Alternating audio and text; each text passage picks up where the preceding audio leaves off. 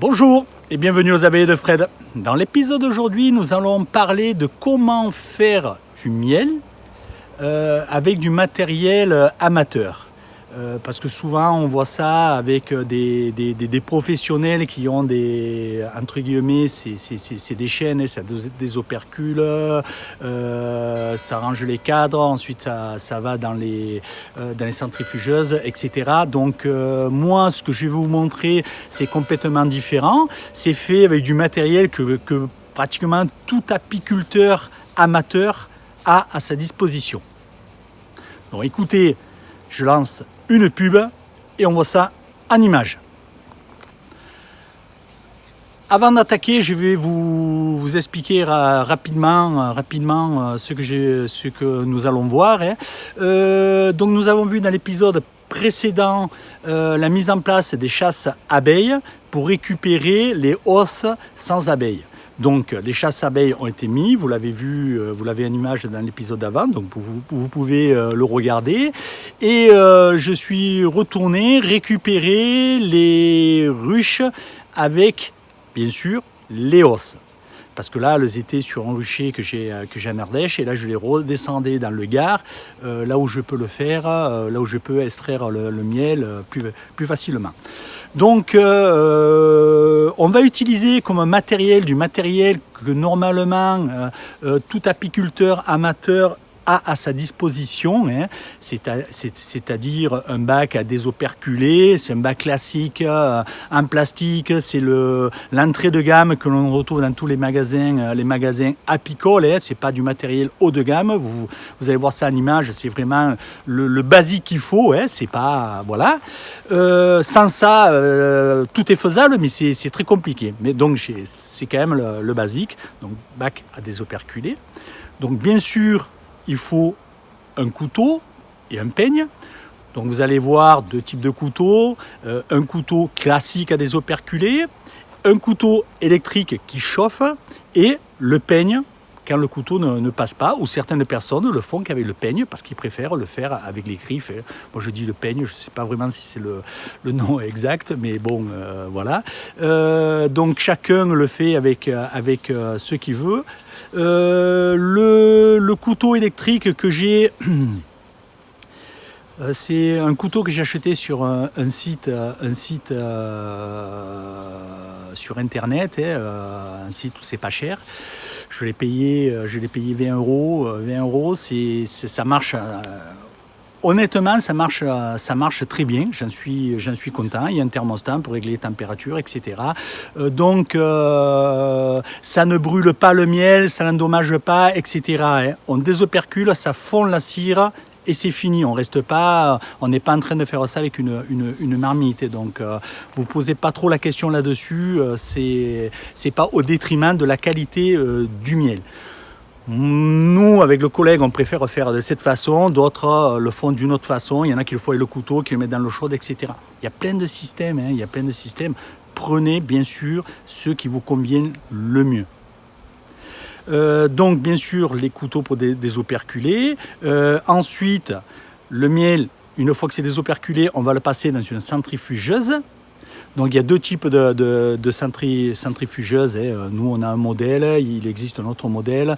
Là pareil, je ne vais pas rentrer dans le débat, ce modèle est mieux que celui-là, etc. Moi j'ai utilisé les deux. Donc là je vais, par contre, en toute honnêteté, pourquoi j'ai pris ce modèle-là, c'est parce que c'est le prix. On le faisait avec une centrifugeuse manuelle qui marchait très bien. Le résultat final est le même. Ça renvoie sur les parois le miel qui est dans les alvéoles du cadre, et après ça s'égoutte, ça va au fond de la cuve. Que vous le fassiez manuellement ou avec une centrifugeuse électrique, le résultat est le même. Ce qui m'a fait basculer sur ce modèle, c'est le prix. À un salon apicole à Avignon 2019, un fournisseur polonais avait mené du matériel, et à la fin du salon on revendait le matériel pour pas rentrer avec, c'était du matériel neuf. On a payé la centrifugeuse 8 cadres électriques, 370 €. Donc en fait, c'était pas prévu. J'avais pas prévu d'acheter une centrifugeuse là-bas. Hein. C'était surtout pour écouter les personnes qui faisaient des exposés sur le varroa, comment le traiter, ce qu'il y avait de nouveau, etc.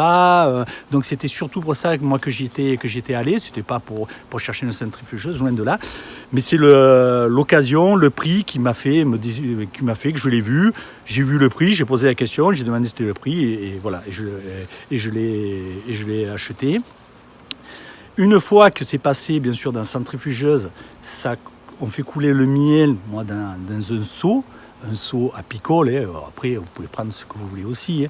Et ensuite, je le vide dans deux filtres. Vous verrez, c'est les filtres basiques, hein. C'est les filtres plastiques. C'est vraiment le kit du débutant d'apiculteur, hein, ce qu'on vous montre là. Donc il n'y a rien d'extraordinaire. Donc 2 filtres.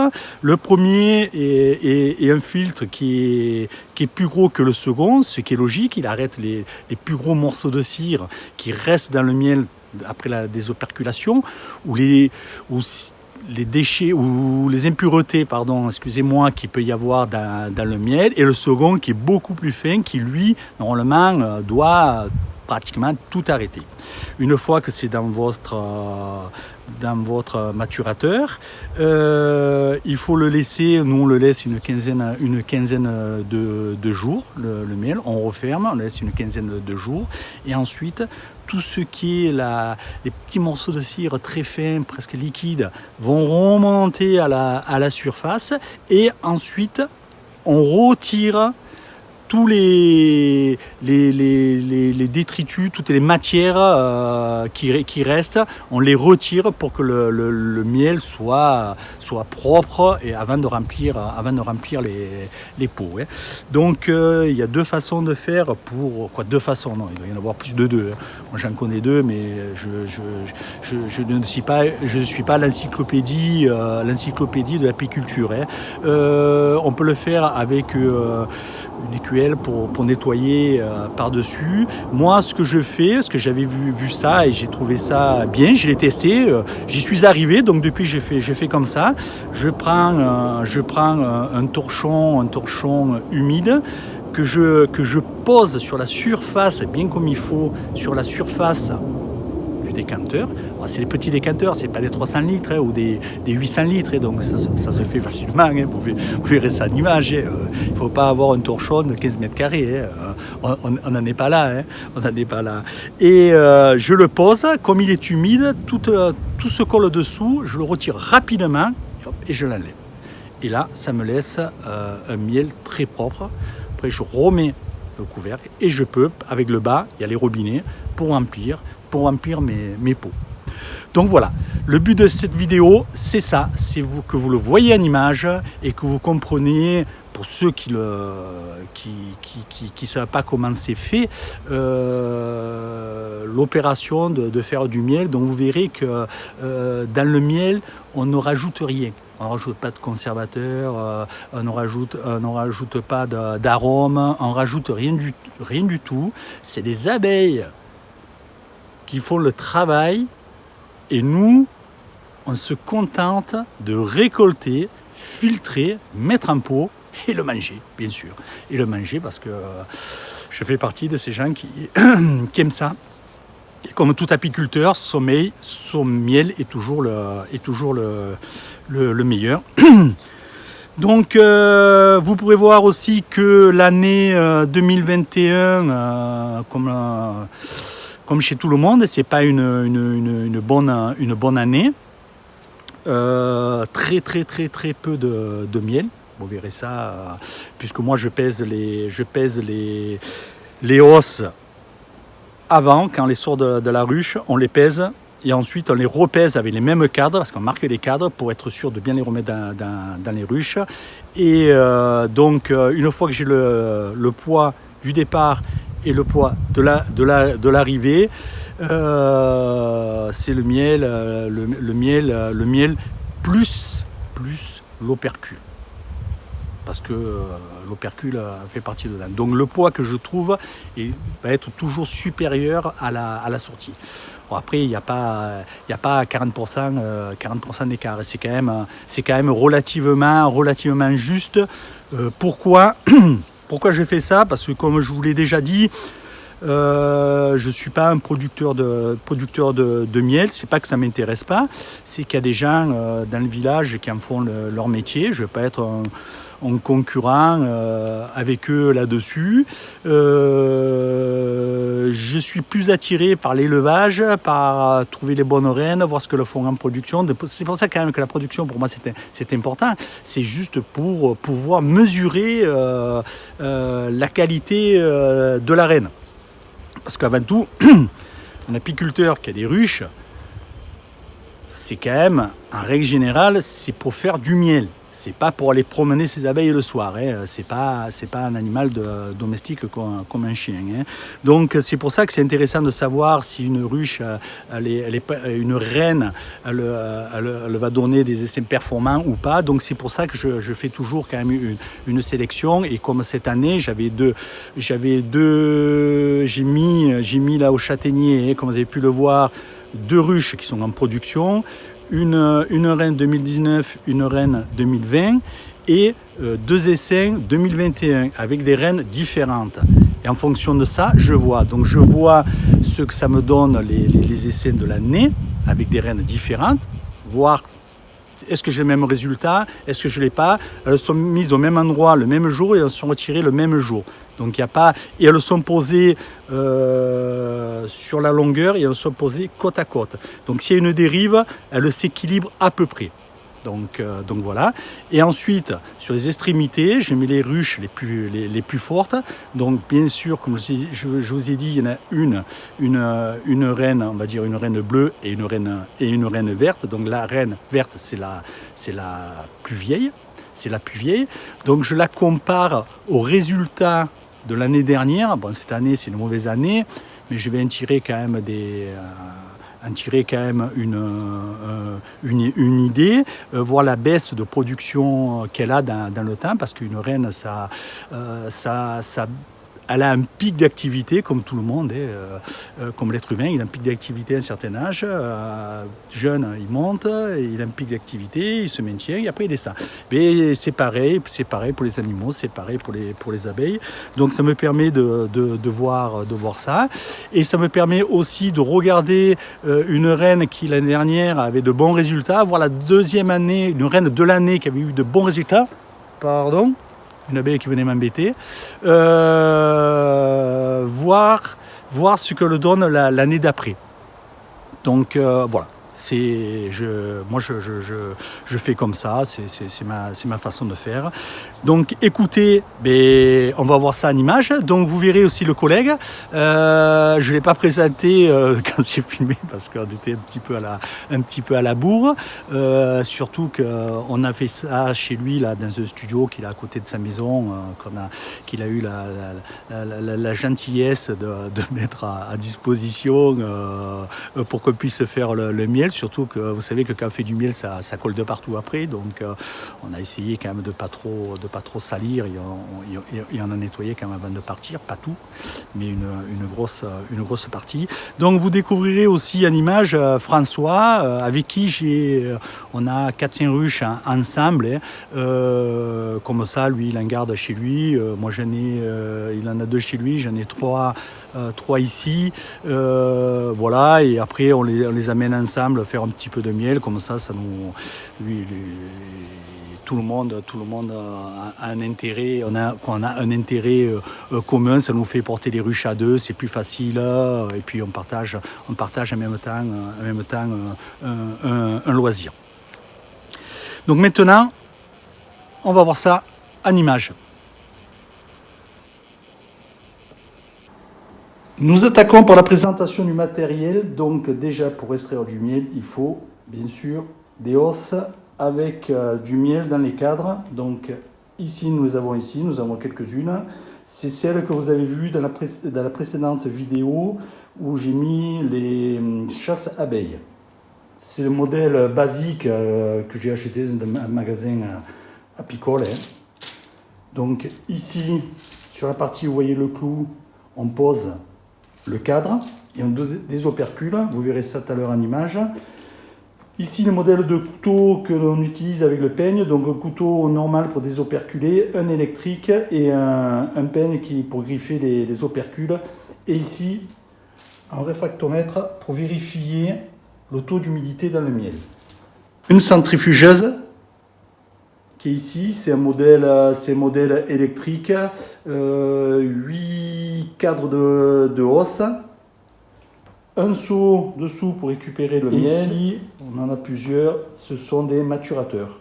Où lorsque l'on sort le miel de la centrifugeuse, une fois qu'il est passé dans le seau, on le pose, on le met dans le maturateur, mais par-dessus, il y a 2 filtres pour filtrer le miel et enlever les particules de cire que l'on peut retrouver à l'intérieur.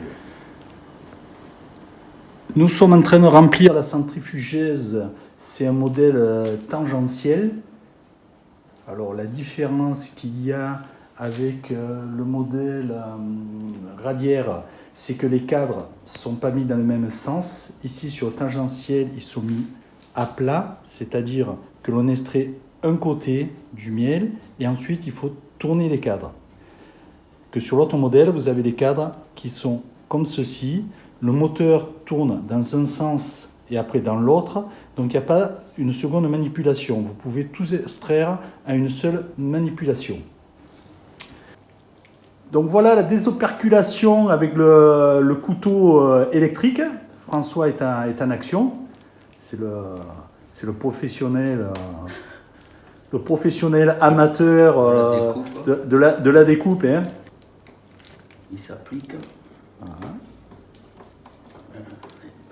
Terrible sur la fin. Voilà, donc là s'il ne peut pas y arriver, il va le faire avec le peigne parce que c'est là où il y a la cire qui est un petit peu à l'intérieur. Donc avec le couteau, il ne peut pas l'atteindre. Donc voilà, il finit.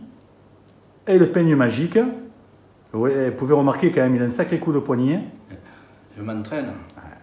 Là, tout ça, c'est un entraînement intensif. Hein. Journalier, vous voyez.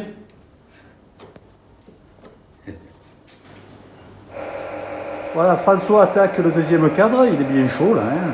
Il est comme le couteau. Ouais. Donc vous voyez qu'on a quand même dans certaines hausses des cadres qui sont complets, tout operculés. Mais c'est pas une majorité, hein. Il faut être honnête, c'est loin d'être une majorité. Voilà, vous voyez, ça se passe bien avec le couteau. Hop, l'autre face, pardon.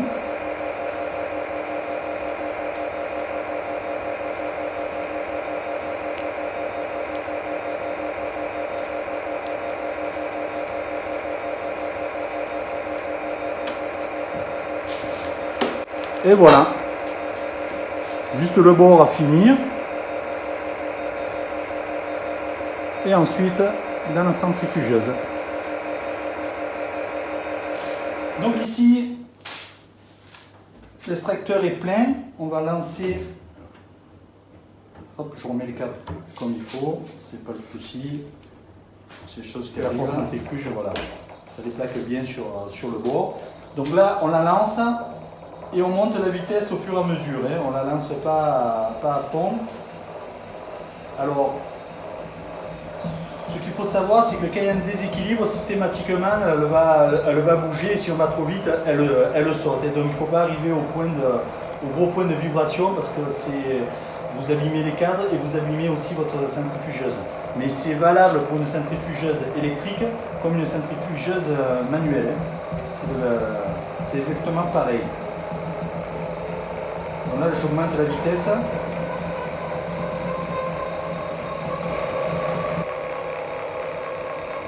On voit sur le fond que le miel est en train de sortir des alvéoles et qui est projeté sur la paroi et il descend dans la centrifugeuse.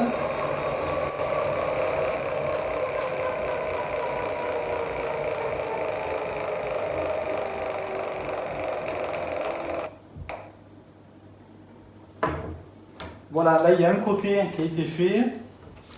Et maintenant,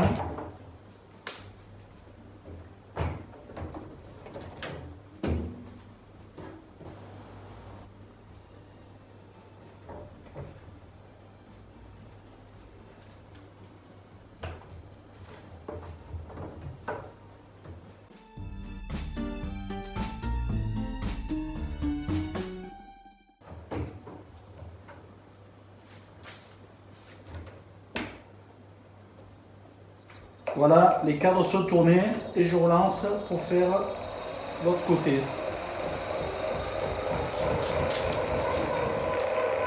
Donc ça c'est la manipulation supplémentaire qu'on a à faire en rapport de l'autre modèle. Alors l'avantage, si on peut appeler ça l'avantage de ce modèle, c'est que ça extrait, d'après les techniciens, mieux le miel, surtout plus de miel, mais je vous l'ai expliqué, c'est pas pour ça qu'on a acheté ce modèle, c'est uniquement par le prix. Et en plus, vous pouvez extraire du miel qui est très compact, miel de bruyère, etc. Que les autres centrifugeuses ont du mal à extraire, voire dans certains cas, quand il est trop épais, n'arrivent pas à l'extraire. Mais bon, nous ne faisons pas du miel de bruyère, donc c'est que ce qu'on nous a dit. Vous voyez là, elle est à fond, il n'y a plus de vibration, c'est-à-dire que le poids devient régulier sur tous les cadres.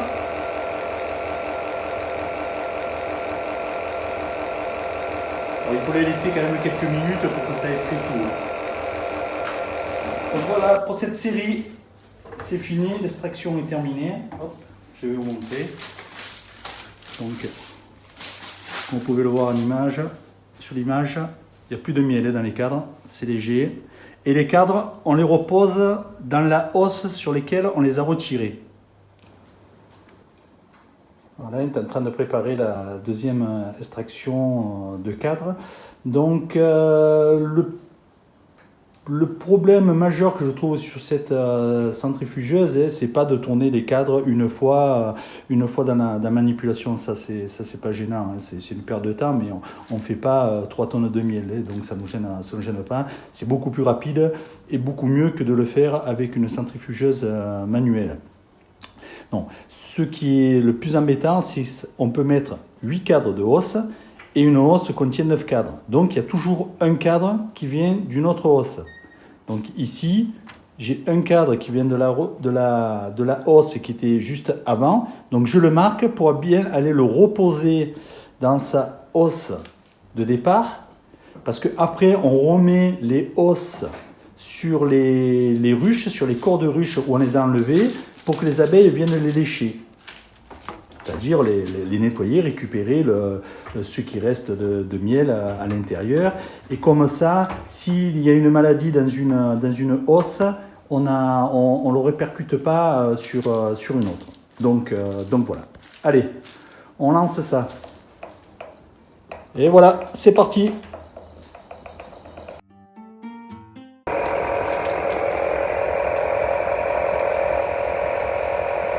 Et voilà, le miel coule. Ah, c'est pas l'abondance, hein.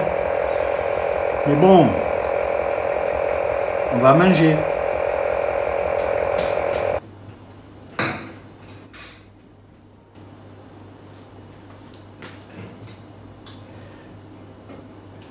Maintenant, on va commencer à vider le miel dans les filtres et dans un maturateur.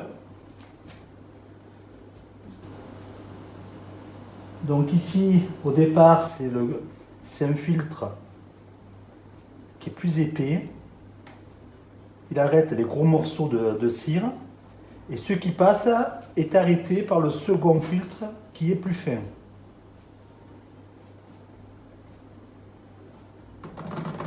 Voilà, là on l'entend couler. On entend couler le miel. Donc le maturateur, après on laisse le miel dans le maturateur et les impuretés qui vont rester vont remonter à la surface. Et avant d'extraire le miel pour le mettre en pot, on enlève les impuretés. On peut le faire avec une écumoire. Moi, je le fais avec un torchon humide. Je le fais avec un torchon humide que j'humidifie. Je le pose sur le maturateur. J'appuie légèrement, je le retire vite fait et là, ça m'enlève toutes les impuretés qui sont remontées à la surface. Ça vous enlève aussi du miel, mais c'est pas gênant, hein. C'est pas du tout gênant. Hein. Donc ici je repèse la hausse maintenant qu'elle est passée à l'extracteur, donc il n'y a plus de miel. Je la repèse, je l'avais pesée avant, et la différence, c'est vraiment le miel que j'ai retiré de la hausse. Hein. Donc après, il faut juste que je regarde combien il y avait au départ et l'arrivée, la différence, c'est le miel. Le miel est en train de finir de se filtrer. Donc au total, on a 42,3 kg, donc 42 kg, avec 2 ruches en production, un essaim du mois de juin et un autre aussi qui n'a rien fait du tout. Donc sur, on va dire, 2 ruches et demie, c'est pas si mal que ça, surtout pour cette année où malheureusement il y a beaucoup de monde qui n'ont pas fait de miel. Donc on va pas se plaindre. Hein. Donc on regardera tout à l'heure dans le maturateur une fois qu'on aura enlevé le filtre qui est au-dessus. Maintenant on attaque le nettoyage.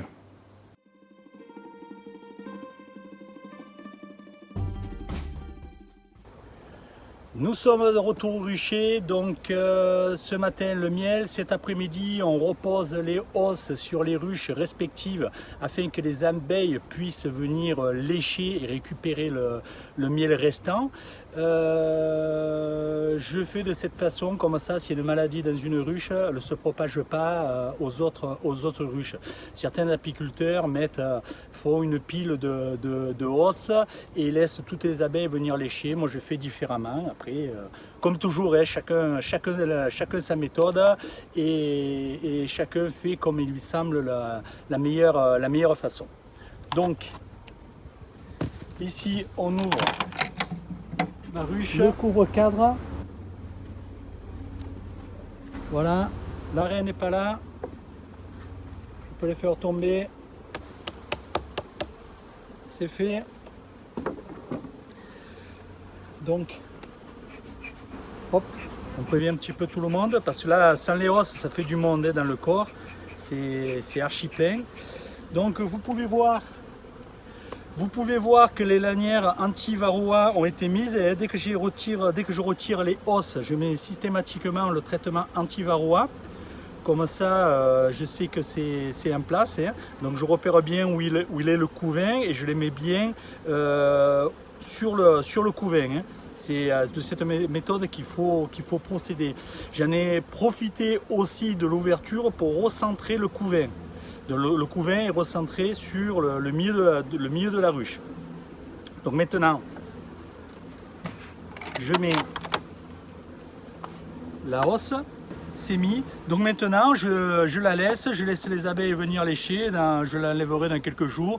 Et après, je vais la nettoyer pour qu'elle soit prête pour l'année prochaine. Pour l'hivernage, je l'hiverne et après je suis tranquille. Vous voyez aussi que les nourrisseurs, je les laisse suivre, ils suivent la ruche et je ne les passe pas d'une ruche à l'autre. Hein. C'est pour ça que je les laisse sur place même l'été. Petit avantage sur ces nourrisseurs bois, c'est que si on les laisse sur place, il a moins tendance à se voiler. Ce qui n'est pas une vérité en soi aussi. Hein. Ce qui se voile, ils peuvent se voiler aussi. Donc voilà comment moi je fais. Nous avons remis en place des hausses sur les ruches respectives. Donc maintenant les abeilles vont monter dans les hausses pour pouvoir nettoyer les cadres, récupérer le miel et le descendre dans le corps de ruche. Donc de cette façon, sur un rucher comme le mien, comme c'est organisé sur celui-ci je parlais, je ne déclenche pas de guerre de pillage parce que les ruches où je remets les hausses, c'est les ruches qui étaient en production, donc c'est les ruches les plus fortes.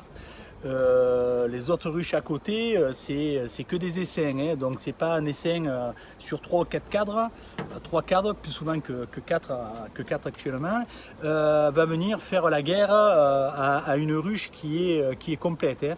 Donc là-dessus, j'ai aucun souci. Donc c'est pour ça que je fais de cette façon. Et si je mettais les hausses sur des petites ruches avec des essaims, par contre, les ruches de production seraient capables, elles, de pouvoir créer entre guillemets une guerre et aller la piller, hein. Alors après, il faut que ce soit aussi dans leur gène, hein. Il faut que ce soit des abeilles plus ou moins pilleuses. Enfin, quand il manque de la nourriture, même les colonies qui ne sont pas pilleuses le deviennent, hein. Donc il faut quand même faire attention à ça. Donc ça y est, l'opération est finie pour le miel. Je vous remercie d'avoir regardé l'épisode en entier. Je vous souhaite une excellente semaine. Je vous donne rendez-vous prochainement pour de nouvelles aventures. Et surtout, prenez bien soin de vous. À bientôt les apis.